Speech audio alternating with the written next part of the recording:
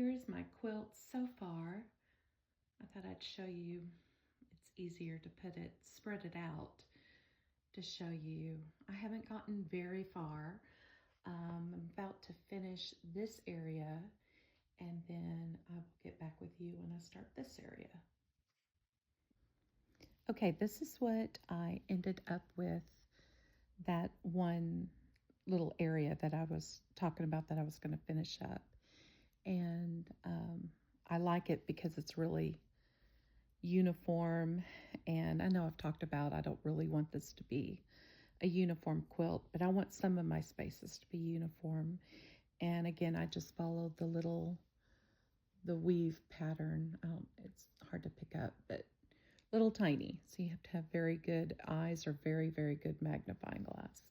But I followed that to keep it straight. I was going to draw on it with a ruler and disappearing ink, or water erasable ink, but I didn't want to live with that the whole time I was quilting, with that big blue mark. So anyway, so that is that. And then this little space here, I was thinking about just doing some kind of random seed stitching. So that way I can talk and answer some questions and things like that. So I'm going to start out like I always do in between the fabric here. And this has got 6 layers of muslin, this blanket, although it's hard for me to believe, but that's what they said. And but I still try to get it through right in the middle there. And then just seed stitch. So I wanted to answer some questions as I quilt along. Y'all really like those, and there's so many questions that I'm sure y'all have, and hopefully I can answer. The first one is, how does this quilt feel different from past projects that I've made? Way different. I usually do embroider tea towels, and I make them very durable, although people are always so leery to use them, and I don't know why, because I make everything I do, I want to be very durable. But I kind of got burned out doing that all the time in my Etsy shop, and Etsy's prices have just been crazy. So all their fees and everything, it was just too much.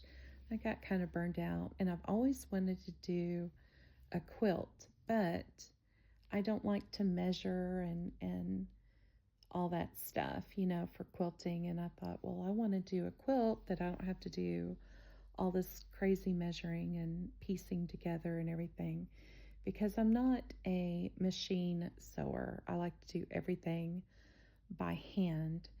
And so I just kind of dreamt this up. And I started off by looking at Amazon, just some plain blankets that I knew that I could sew on top of. And I found this muslin blanket that was very inexpensive, and I just went to town making one. My husband wanted one for Christmas, so I made him one, and his has got patches on it, and mine's just got stitching on it, which is what I wanted. I wanted something very neutral, calm, and something I could just plan as I go type of quilt, or no plan, just kind of stitch randomly, kind of like the seed stitching, just going around random stitching. Okay, the next question is, which stitch square has been my favorite and why? Well, I know that my most favorite is going to be a little house motif that I'm going to do.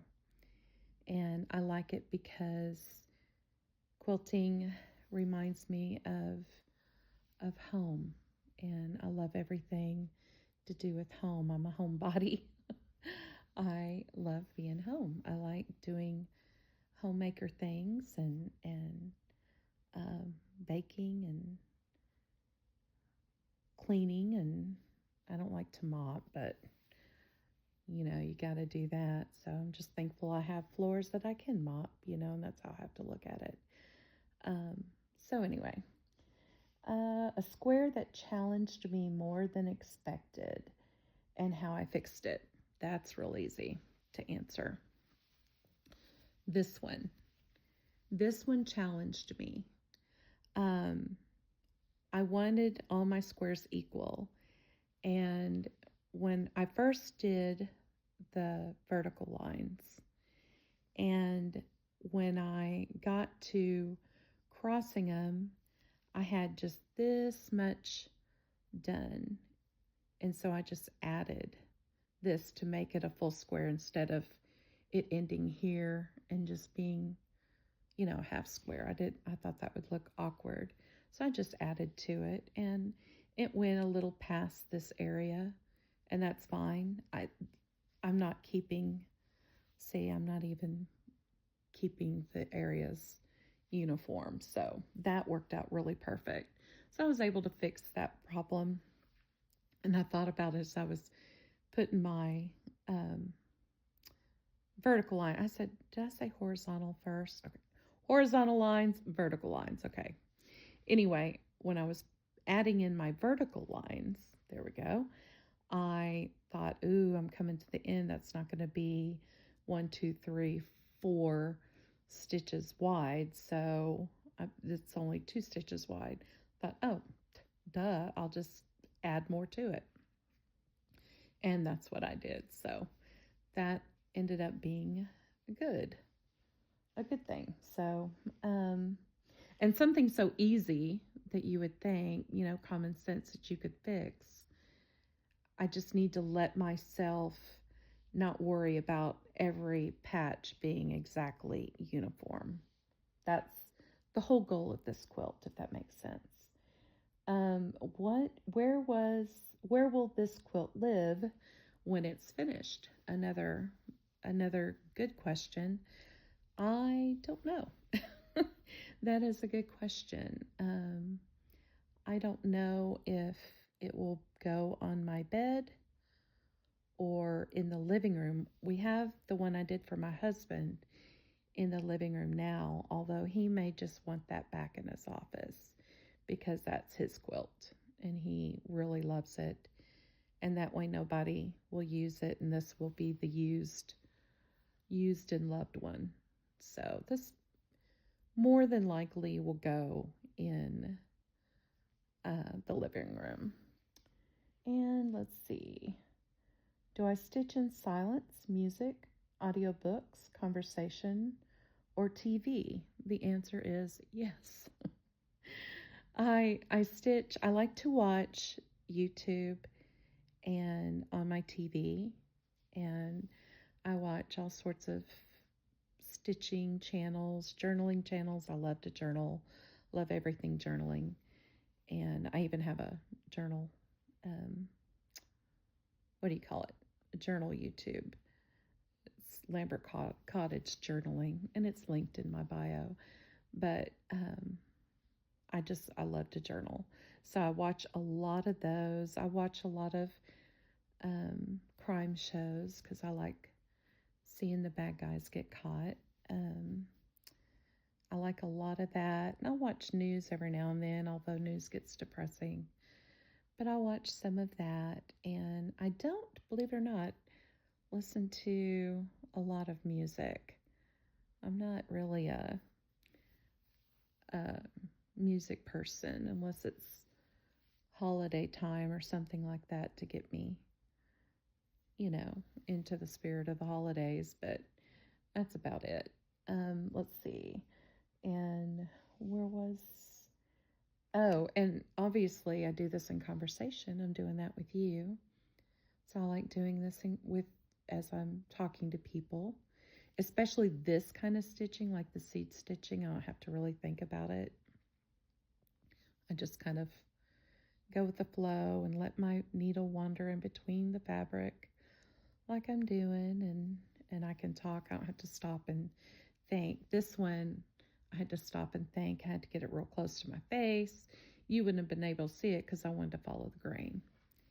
So, and then I also listen to audiobooks. I love audiobooks, so I will sit here and do that. And of course, the audiobooks I listen to are crime, suspense, all that kind of stuff. I don't like the really scary stuff. Speaking of that kind of stuff, I don't like gory, scary kind of stuff. I like suspenseful things, especially the kind that is going to have a good ending no matter what, but it still keeps you on your toes while you're waiting to hear, what the next, or you think you've got it figured out and you don't. I like that kind of stuff. Mysteries, I guess, but more suspenseful than mysteries. Okay, the next question is, have I changed anything mid-project from the original plan? Actually, I changed my mind before I even started this quilt. What I first originally wanted this quilt to be, I wanted it to be white stitching and dark brown stitching. And then I didn't want the squares to be straight, vertical and horizontal. I want them kind of tilted some, kind of like all over the place. And I just last minute decided, you know what? I don't know if I like that or not. And so I just started doing it uniformly. But other than that, I haven't really changed my mind. Just wanted to do not even, the color of the thread or anything. I just kind of knew what I wanted and just went with it. And, I got inspiration. You get inspiration, and I got mine from Anthropology, but theirs is white with red stitching, and theirs is just running stitches, complete running stitches all the way, horizontal. But that was kind of where I got my inspiration. Well, it is where I got my inspiration, even though it's nothing like it. But I knew I liked running stitches, and I knew I liked the look of stitching on fabric. Oh no, that's what I love about quilts. It's the actual, not the pieces, not the piecing, although those turn out really pretty, but it's the actual quilting part, the texture of the quilting that I absolutely love. I don't know what it is about it, but that's what inspired me for this one. Has my relationship with handmade changed over the years? The answer, that's a real easy answer, is no. I have always loved handmade things. My grandmother taught me how to embroider and to paint when I was 9.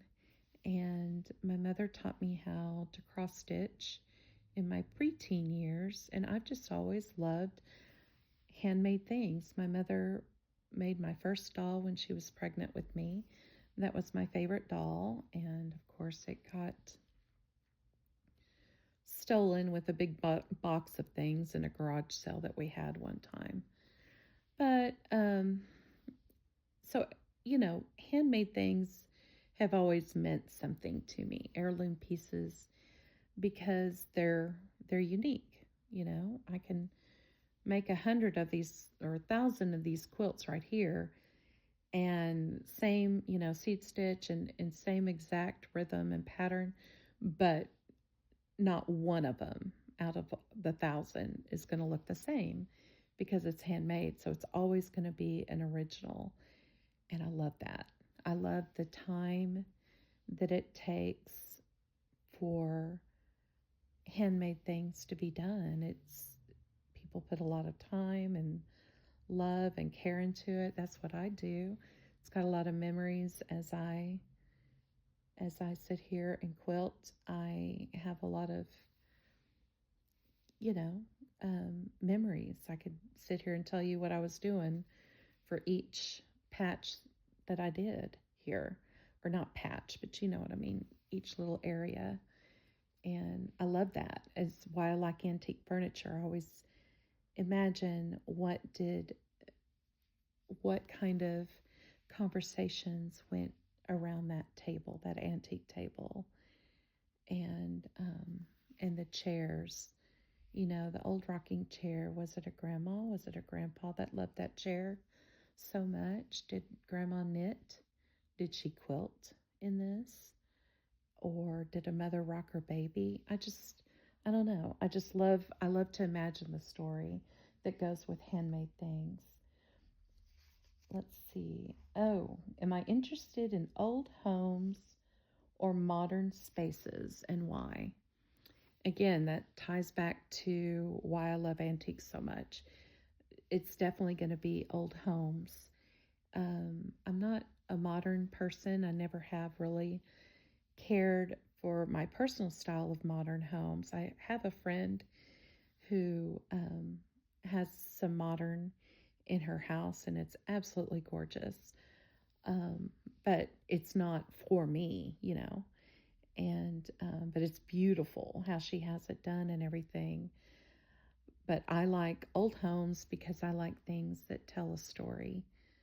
And yeah, and the older I get, the more meaningful it is, especially those hand, handmade homes that grandfather used to, or that grandfather built, or, those are just, and plus they don't make things like they used to. So, and I love some of the modern amenities, and the smart homes and all that fancy stuff. But if I could pick, it would be an old home. Let's see. What's next after this quilt? What's next? Great question. I don't know. I may do another one like this with stitches close together, really close together. And more, I may do brown stitching. So this with brown. Or I could do a white one with the red stitching, kind of like the anthropology quilt that I don't want to spend $400 and something on. May make my own. So I don't know. The jury is out on that. But thanks for watching, and I will talk to you next Friday.